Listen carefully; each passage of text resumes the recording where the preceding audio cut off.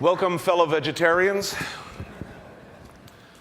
I gave this, something strange happened a while back after I wrote Kitchen Confidential. I woke up one day to find Harvard Business Review on the phone wanting to talk about my interesting theories on management principles, team building, crisis management.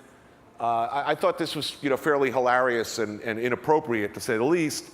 Apparently the business community, people who don't work in the restaurant business anyway, I guess they saw Kitchen Confidential as sort of like pornography, in the sense that you're watching people do things on film or reading about things that you'd kind of like to do but probably won't be doing yourself anytime soon.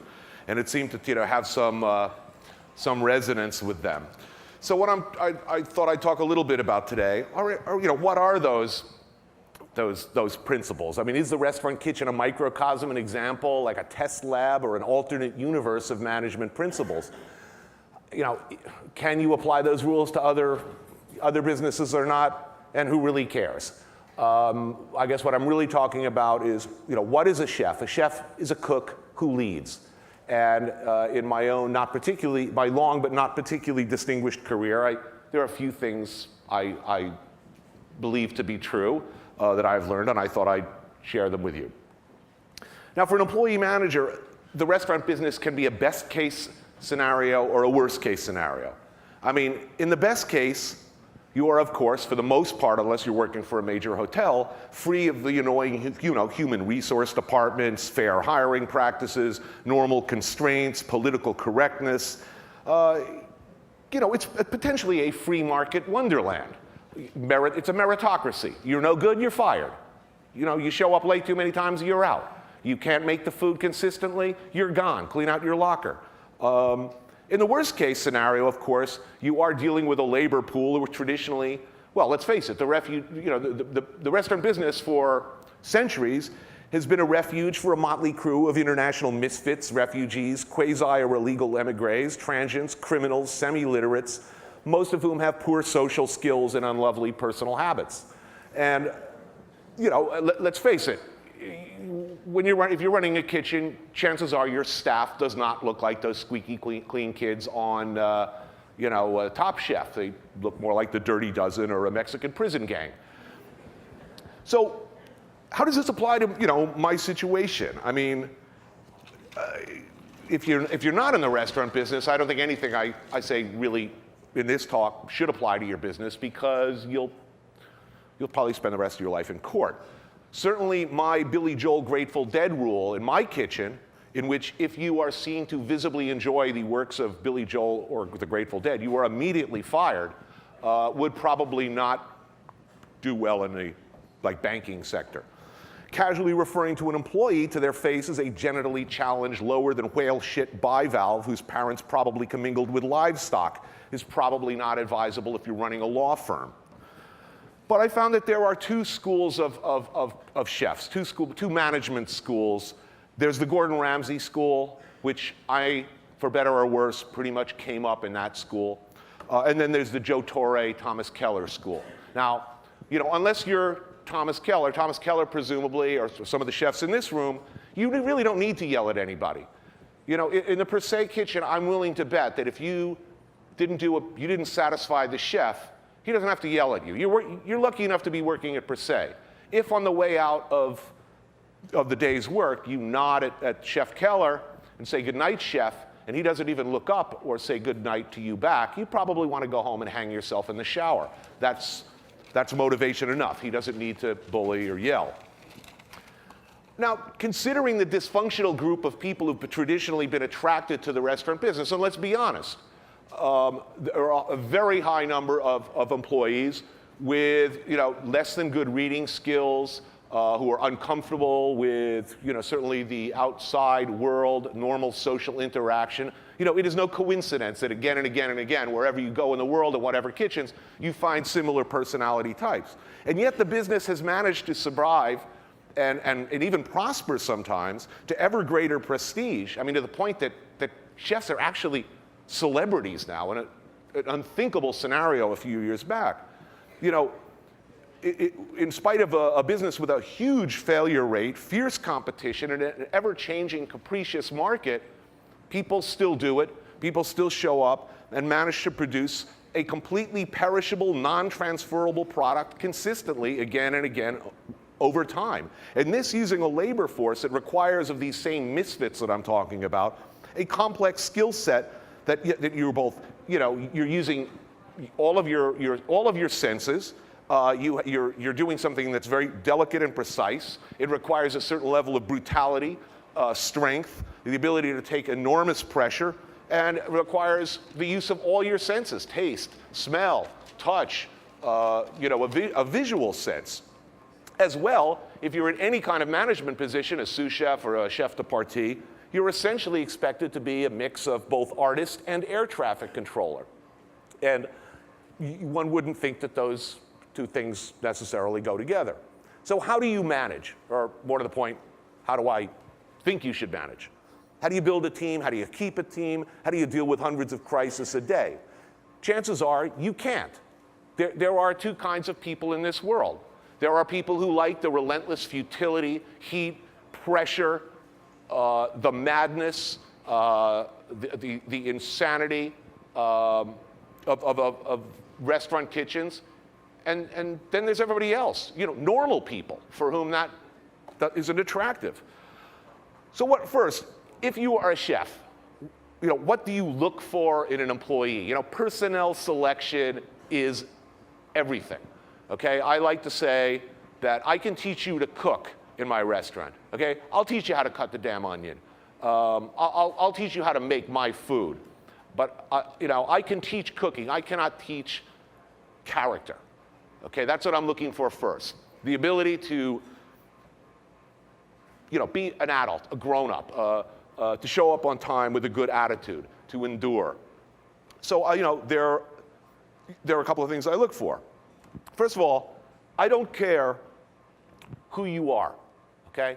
What's great about this business, the things I'm talking about, being a refugee, a misfit, all of those things, that's the best thing about our business, because it is the last meritocracy. I don't care whether you were convicted of arson, your sexual preference, your sex, your race, your nation of origin, your legal status, your unlovely personal habits. I don't care about any of those things. All I care about is what can you do.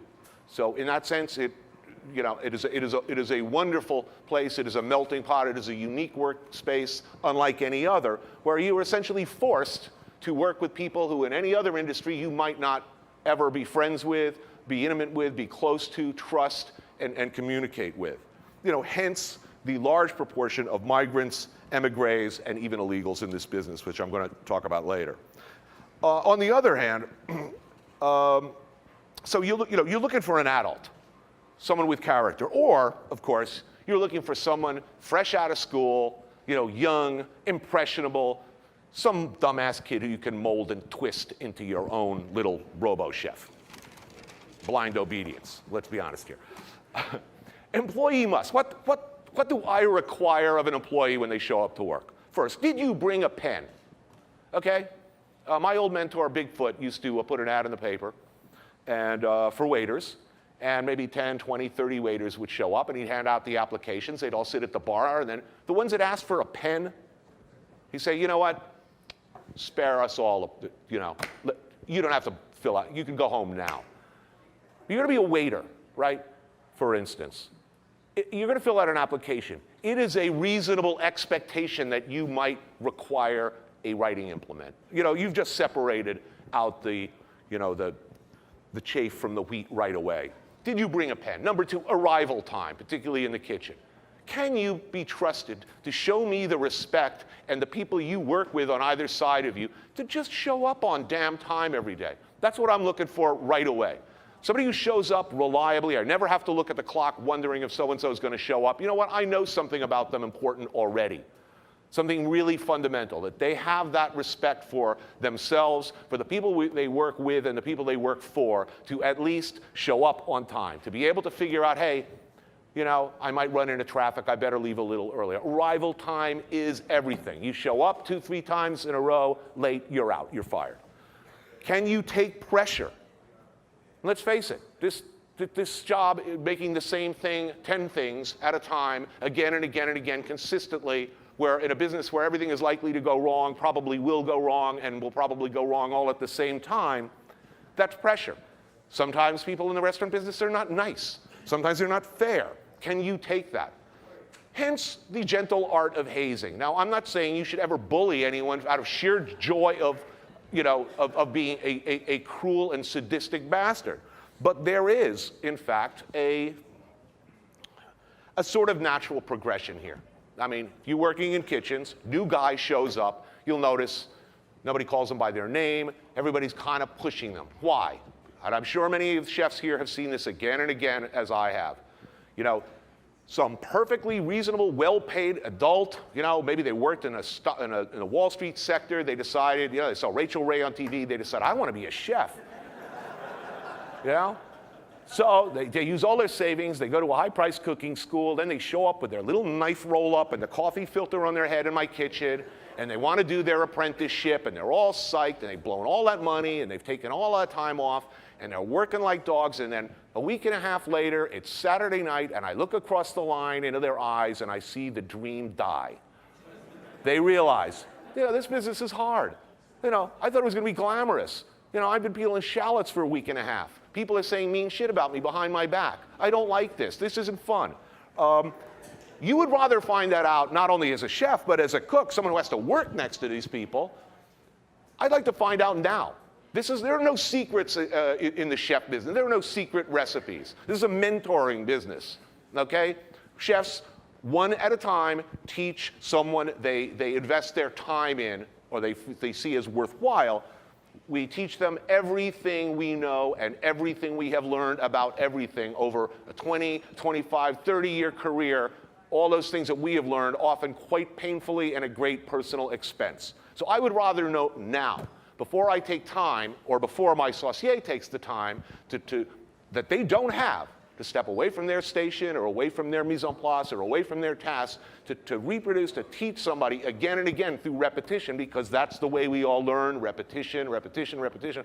I would like to know now, or as soon as possible, if you're going to start crying and freaking out, or you're suddenly going to shave your head into a mohawk and climb a tower, on the first busy Saturday night. I want to know as soon as possible. So if I have to push you a little bit, and if the other people in the kitchen are pushing you a little bit, let's be realistic.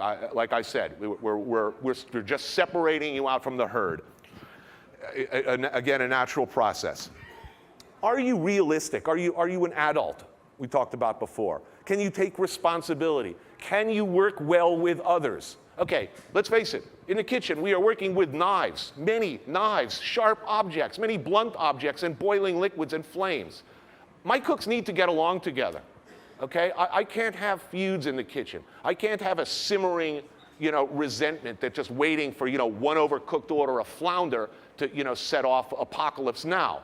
Can't have it. Can you get along with others, at least during the work, during the service period? You want to shank each other after work on the subway, be my guest. Finally, do you have a sense of humor? Because if you don't have a sense of humor in this business, you may as well get out now too, or work for Charlie Trotter.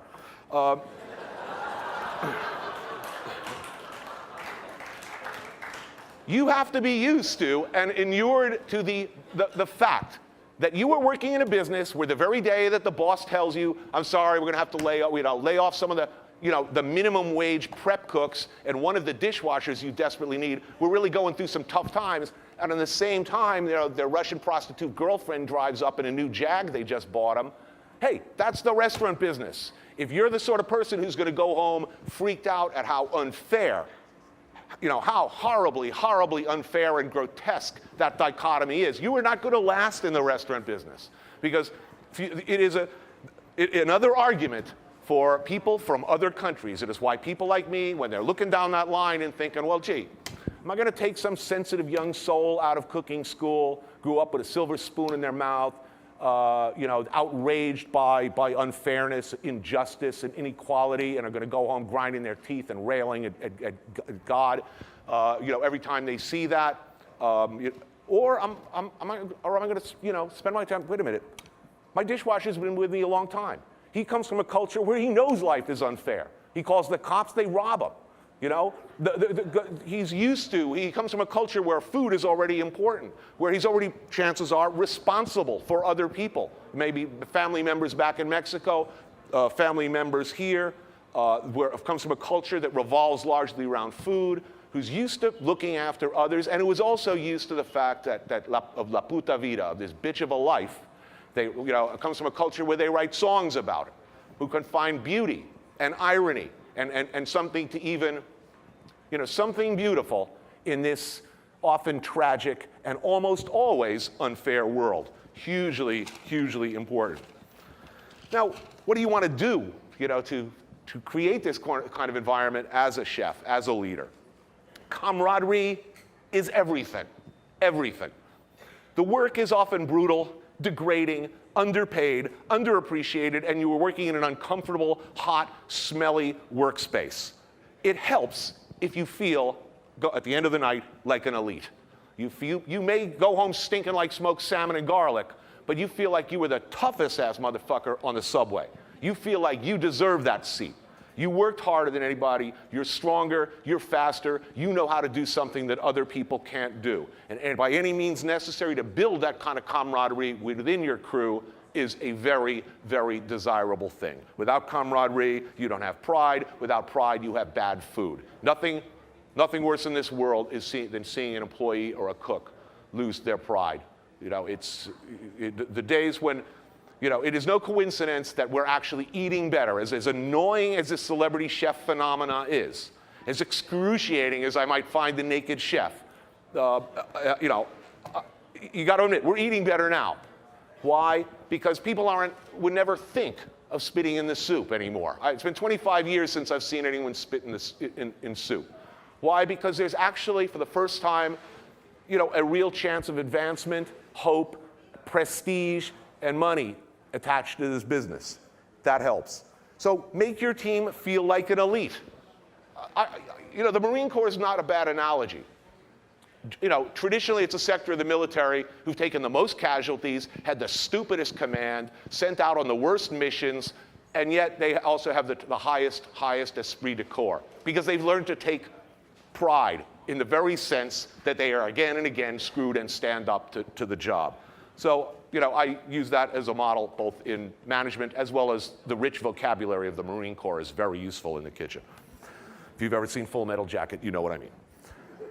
Reward merit and punish errors consistently and evenly. Hard work and loyalty should be rewarded.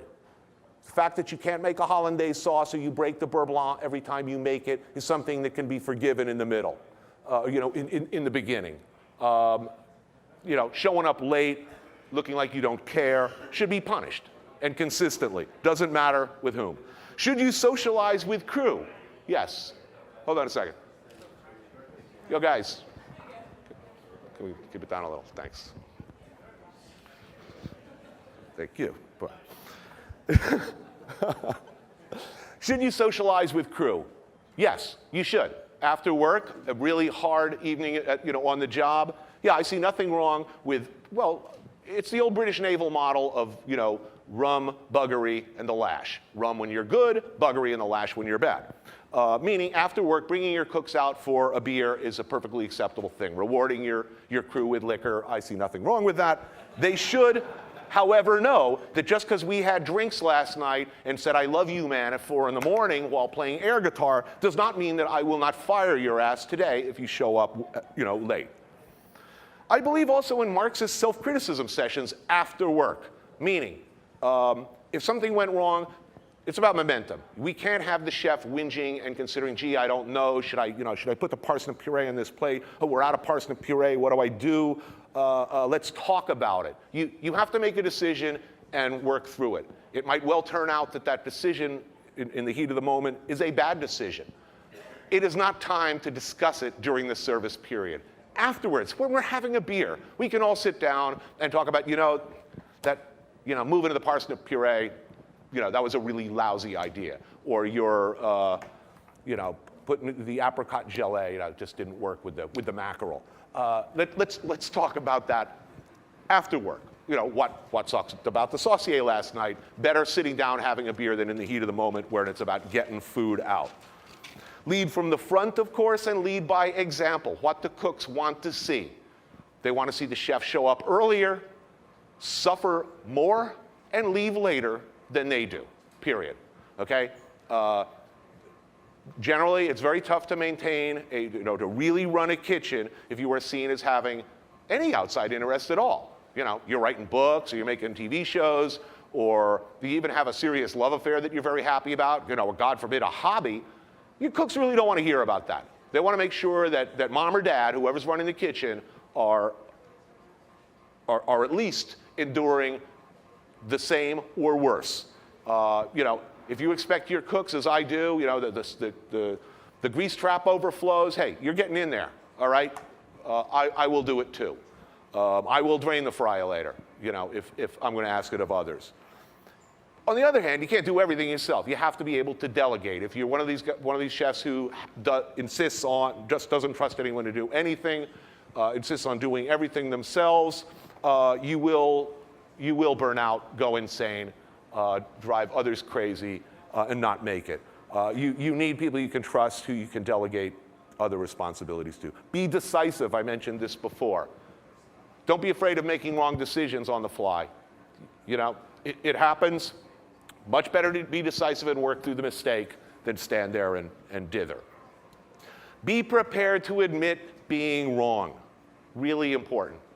If you ream somebody out in the heat of the moment, and you go over the line, sometimes it's necessary. You smash a plate, you scream at a vegetable cook, you go over the line.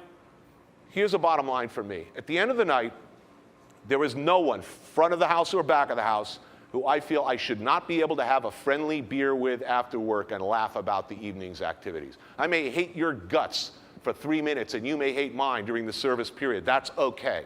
But if you go home at the end of the night feeling like a fool for working hard for me, for putting in all those hours, for giving me your loyalty, your hard work, the benefit of your experience, for putting up with whatever I might have put you through, if you go home feeling like a fool for that, then I have failed as a chef. And if you do go home feeling like a fool, then I will apologize to you, and I will do so on my knees if necessary, rather than let that happen. Ultimately, be fair. The kitchen must remain a meritocracy. You want happy workers, ultimately, whatever it takes. Some people, it's a balance. I have the luxury of not being a great chef.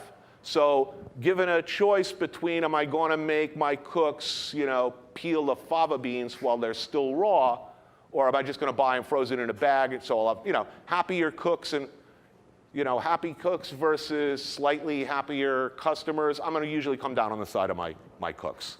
That's me. An us and them mentality in the kitchen is not always a bad thing.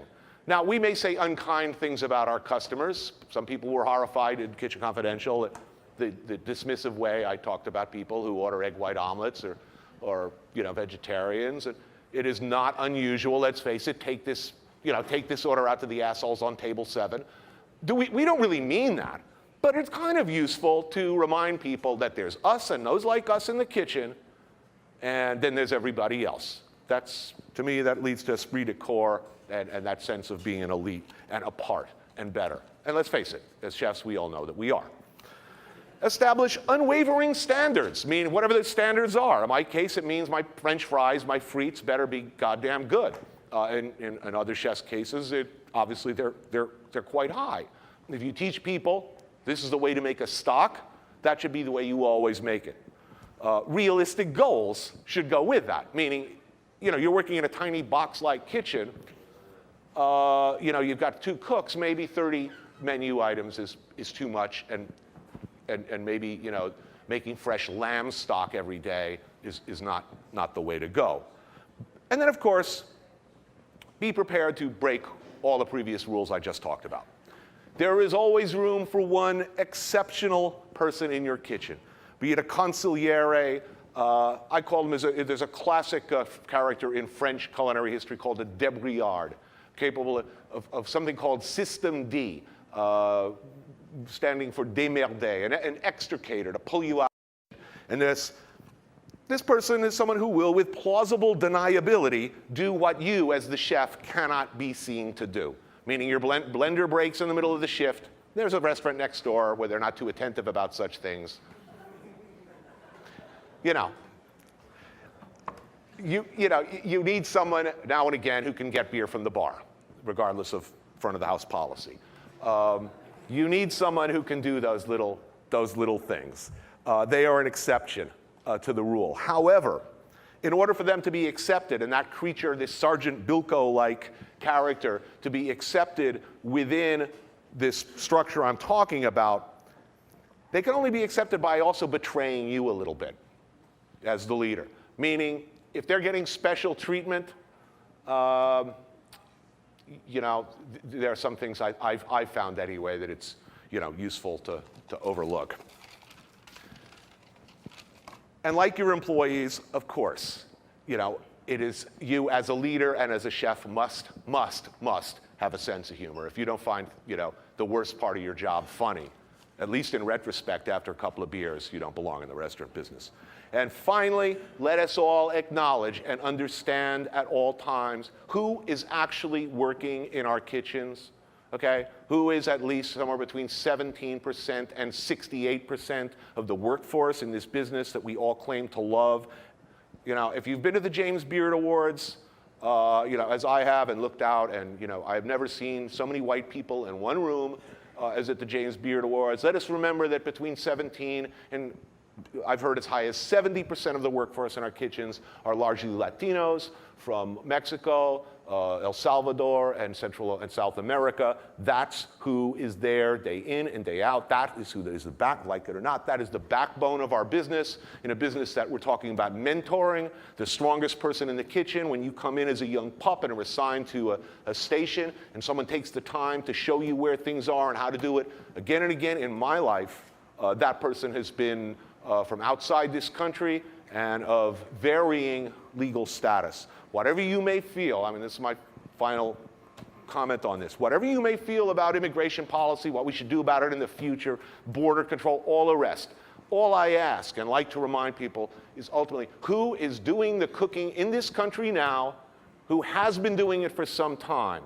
And I think let us at least acknowledge that before, you know, we move the discussion or the argument, you know, any forward. And I think also it would be useful to be grateful, enormously grateful for that. On that note, I thought we'd take some questions. Thanks. You know, this may be a glamour profession, but, you know, if every Mexican cooking in New York decided to not show up to work tomorrow, we're all out of business. See from the glamour. Yes. We are doing questions now? We are doing questions now for you. Everybody, again, if you're too shy or you don't want to, something tells me you're not going to be shy about asking Tony questions, but jump up, raise your hands. We have people in the audience who can help. Go for it, attack. Yeah, just raise your hand and, yeah. So I see who I'm talking to. Yep. We have the lovely lady there with a microphone. Come on, there's going to be a pissed off Rachel Ray fan or a vegetarian in here somewhere. Yeah. Step up.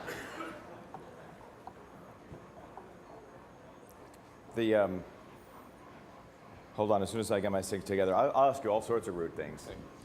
I was just curious, do you think it's possible to run a restaurant where, because I know there's usually a higher, the front of the house will make more money than the back of the house, pretty much universally. Right. Is it possible to pay even wages across the board, split tips 50-50, or would you get anybody to work there? No.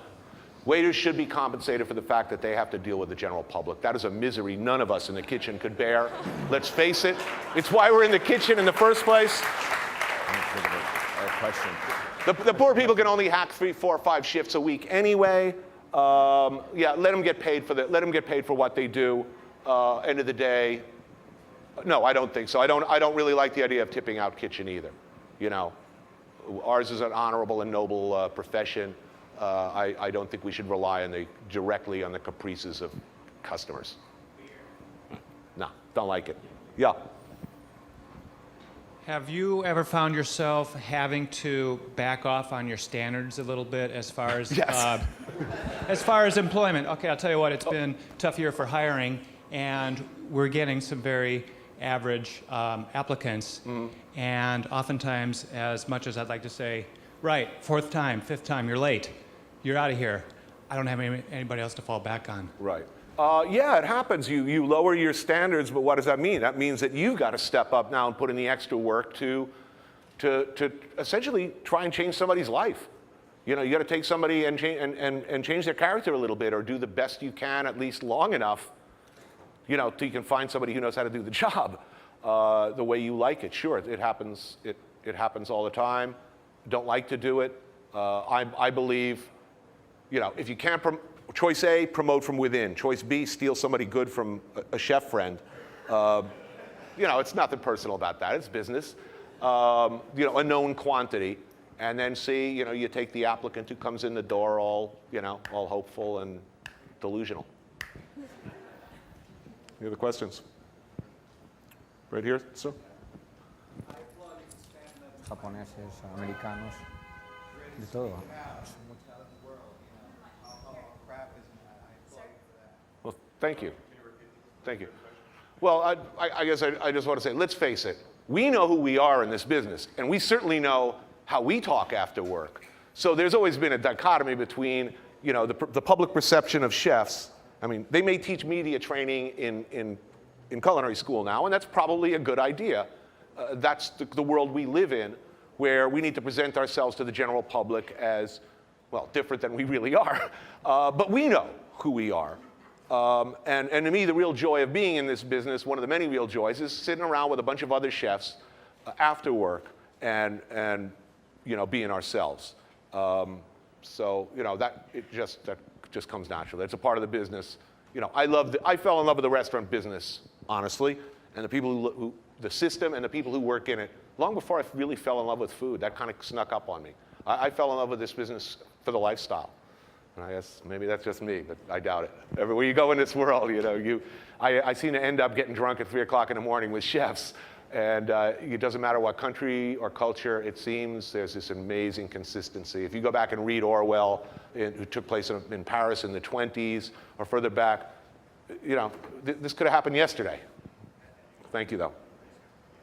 Any other questions? Over here? Oh. What do I think culinary colleges can do better? To give their kids, you know, reasonable expectations when they come out. Well, I think they should demand that, listen, before you spend money on culinary school, you should spend at least a month in a very busy restaurant working as a dishwasher or as a prep cook, whether for free or for money. Just by the end of that time, you're going to know, do I like this business? Is it for me? Can I survive in it before you waste the money? What can they do? I think schools are getting better at it. I know that CIA, I can tell you, I've been up a few times, are getting much better about telling you what the real world's going to be like and the requirements for externships. So I think just telling people up front, this is a hard, unglamorous business. I think that has to go hand in hand with the media training. That's something. You know, as much experience, as much exposure, encourage people to travel, and just scare the hell out of them early. Do you really want to be a chef? You know, this is what it's going to be like. You know, show them Gordon Ramsay's Boiling Point, first season. You know, it's like a highway safety film for chefs. That was when he wasn't playing himself. You know, that was when it was for real. That is an amazing show. Yeah. Louisa. I know that you didn't travel very much before you got into this afterlife, but can you talk a little bit about the how-to for people to travel and develop their palate internationally? Jesus, be grateful. You know, if you have the opportunity to travel, you know, you are lucky. You are fortunate. You know, if you're lucky enough to go to Thailand or Singapore or Spain, you know, don't go there sitting down and say, you know, I'd like a tuna sandwich or a club sandwich or a hamburger. You're there to experience as much as you can, free of fear and prejudice. Never say no to anything. Eat as much of whatever's around as you can. Drink all of the local beverage that's offered to you. Get drunk with strangers and be grateful for the fact that you were lucky enough to do it, and show that appreciation. Food is the best, purest example and expression of an entire culture a cultural and regional identity. So to turn your nose up, the notion of like Woody Harrelson did reportedly, sitting in Thailand and eating the same raw food salad every single day in his 6,000-year-old incredibly varied food culture, that really offends me. I guess my answer would be a grateful and polite guest. I think that's the best you could hope for. Don't, just because it looks squiggly and frightening doesn't mean it's not good or that you can't learn to love it. Chances are the country you're eating in has been cooking a hell of a lot longer than ours. Good to see you, Louisa. Yep. How you doing? Good. I listened to you speak in South Beach Food and Wine Festival, and you were speaking of the virtues and the nobleness of dealing with, as a chef, dealing with tough cuts that no one wants to deal with. You spoke of, show me, here's a beef chuck. Right. Make this tender. Here's a lamb shank. And it almost seemed like you were talking that the culinary world is going into some kind of retro phase where we're dealing with these tougher cuts of meat. I have a colleague here in New York who works at a restaurant that's dealing with a lot of chemical compositions and a lot of stuff that we're seeing out of some in Spain. And he talks about these things that they just like blow up with this chemicals and they float away and stuff like that. I just want to know if you think that the culinary world is going into that direction, as he's very adamant about telling me, or are we going back to our roots where, food's not going to change, it was previously alive, and we just have to cook it better? Listen, I think there are two major schools right now of cooking. There are a lot of, I believe, there's the Fergus Henderson school, and by the way, we'll be talking with Fergus and Chris Cosentino on the subject of exactly that, tough cuts and organ meats, shortly. I mean, you really can't find any better or more influential sources to talk about that with, and that's coming up shortly. And then there are a lot of people, the modernists, I don't know what Ferran and what Grant's doing in Chicago and others. Listen, they're two very different styles, but they eat each other's food and like it. At the end of the day, we're all cooks. What you choose to cook and what you love, you express in very different ways. I think there's certainly a shared appreciation in both of those schools of shanks and bellies and organ meat, because all of us who love to eat and to cook, we believe that stuff to be the good stuff. Any Cretan can be taught to grill a filet mignon. That's mindless repetition. It takes some craft and artistry to coax flavor and texture out of a tough cut, and that's in fact real cooking, because that's what people, because they're hungry, have been doing for hundreds, if not thousands of years. That's how we all learn to cook. How do I keep it without a refrigerator? How do I make it edible? How do I feed my family of 6 out of something intended for 2? All of the basic culinary techniques, more classic French and Italian techniques, are rooted in exactly those kind of problems and in exactly those kinds of meats. And I think because we can now, because guys like Mario Batali can actually decide what you're going to eat next year, because he's that influential, we are seeing a lot of chefs flexing and saying, you know what, next year, God damn it, it's going to be rabbit kidneys. And they have the juice to pull it off. I don't see a dichotomy between the two.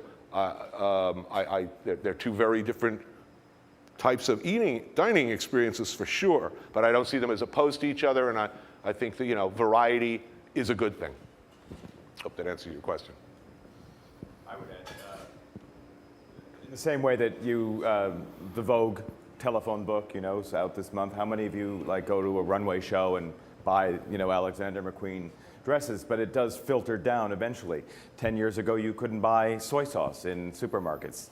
You could buy flank steak at the Stop and Shop. All of this stuff does trickle down, and as Antoinette said in her opening speech, all of you have actually reported that the basic foodstuffs remain the same, but you're still influenced by, so I'm with you on that one. Anything that increases options as a diner and as a chef and increases the possibilities of ways that you're able to express yourself or experience food is absolutely for the good. These are good times to be eating, and definitely good times to be cooking. Who would have ever thought we live in a country where people eat calamari? I remember when calamari was thrown out, and I remember when tuna was sold directly for cat food. No one would think of eating it. To me, if there was one tipping point in American gastronomy over my career, it was when suddenly, and for whatever reason, probably for the wrong reasons, sushi became popular. Americans overcame a lifelong revulsion, an aversion to raw fish. Suddenly they wanted it. Now, did they go to the first sushi bar and decided they like it because their friends thought it was cool? Because some knucklehead on TV said, I eat it? Because it was pretty? Who cares? The fact is, suddenly people were eating at sushi bars, and that lifted all boats for everybody. Suddenly, French and Italian chefs, the quality of fish that we saw on the market shot through the roof. Our expectation of quality went up. The variety of fishes that we could serve in our restaurants increased because, you know, things like eating mackerel, once unthinkable, suddenly became potentially desirable. So, you know, anything that adds something new to the picture is a positive thing. Beef cheeks. Who would have thought? Beef cheeks, you know, it's about time. I mean, or, you know, it was 5 years ago, you know. The sushi thing is definitely incredible. The kids won't eat liver, but they'll eat raw fish. Well, the next big thing, and I'm telling you, my chicken sashimi. Oh, yes.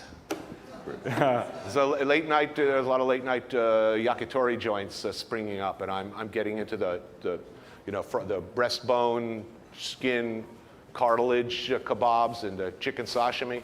And you know, you go there at this one place, and it's like 11 o'clock at night, and it's half Japanese and half like, you know, American chefs all sitting around really getting into that. So maybe that's the next big thing. Maybe that raw chicken, we can't wait. See you in the hospital in the morning. Yeah, I guess we should stick to healthier, safer stuff like spinach. Yes, exactly. Any other questions for Tony while we have him? Excuse me. How do you reconcile the variety and the quality of the food that we have now with the highest number of obese people in the world? Mm-hmm. I think that the real if you go to Houston Airport, you walk around, you can walk for 2 hours and not see a single person with a neck. Hey, it's okay to get big, but you know, at least get big on stuff that gives you pleasure. I think a lot of people, this is a lifestyle thing, it's not about food at all. I think it's possible, certainly if Europe and the French have shown us anything, it's possible to, you know, eat huge amounts of incredibly rich food all day long, seemingly. You know, they don't snack in these other cultures. They're sitting around eating Cheetos, joylessly chawing at crap food. I mean, all this stuff that's so super fattening is not even good. That's a tragedy. You know, get big on good pasta, fine. You know, getting big on, you know, ho-hos and McNuggets, that's something grim. And I'm convinced that people who are eating that stuff and drinking, you know, if you're drinking, you know, 6 liters of Diet Coke a day, you know, you're not thirsty, you're fucked up.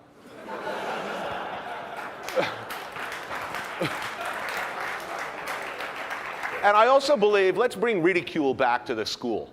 Okay? Now, McDonald's has sensibly targeted children. They put up signage in return for giving money to school districts, as I understand it. They very sensibly made Ronald McDonald, I think, the most recognizable figure in the world. You know, wouldn't it be great if, you know, kids started bullying other kids at age 3 and 5? Oh, you still eat at McDonald's, you know, you smell, you've probably got cooties too, you know, you're an idiot. You know, using cruel, children can be so cruel. Let's turn that to, you know, force to good. You know, make Ronald evil in the minds of small children. You know, start calling, you know, crack for kids. And, you know, maybe that will have some help. But because I think it's a lifestyle choice, it has to do with snacking, not moving, and filling some empty space in your soul that has nothing to do with hunger. I mean, oh, also, and people just aren't smoking enough. Yeah. They get insulted. They definitely get insulted. Remember that McDonald's remains the world's largest restaurant corporation, so they're in no rush to make their... The evil empire. I believe it's been our most dangerous export. We could have saved a lot of money on the CIA and nuclear power if we just opened up McDonald's franchises in the, in our target country. It is. We're exporting it to India and China at the moment. We'd be able to smoke them out of their holes if they couldn't get their asses in the first place.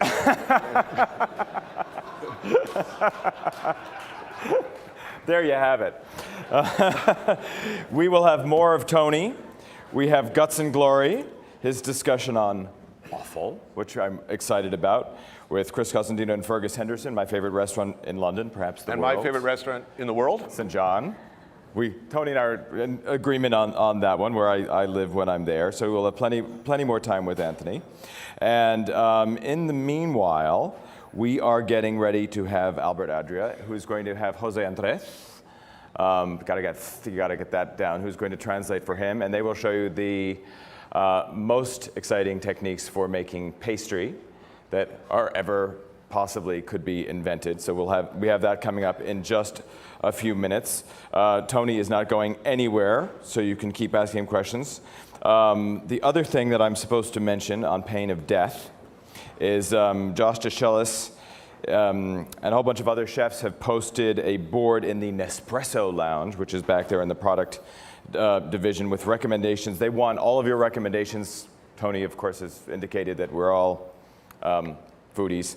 And so over the next few days, if you go to any off the beaten path restaurants in New York, check in while you're in town, just put it into this board so that I guess every day they're going to check this board and see where you've all been eating and being sorted or staying out until late night establishments, and we want to know where all that is.